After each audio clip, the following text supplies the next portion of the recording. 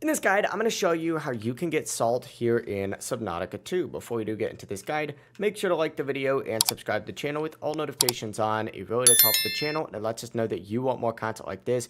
We'd greatly appreciate it. And if at any point throughout this guide you had any questions, just ask them down in the comment section below and we could help you out further. I'm going to be doing my best to reply to every single comment down there. Now, by far the easiest way to go ahead and do this is by having a base kind of built. And once you have a base built, you need to make yourself a scanner station.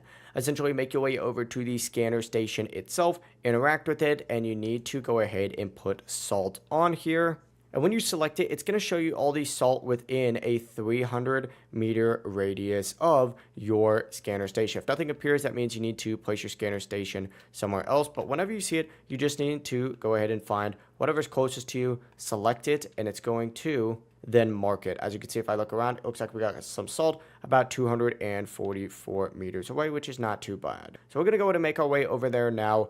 And once again, this is not going to be the exact same location for you, most likely, especially if you're building bases all throughout the place later on in the game, which is really what you're supposed to do. But make your way over to this area, and this area does get a little bit hotter, so you may need to go ahead and get yourself something to deal with that, like one of those thermal adaptations.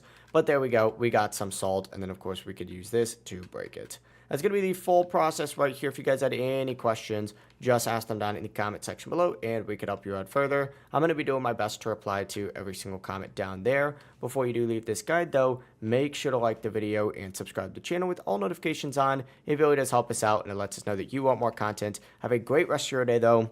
Peace.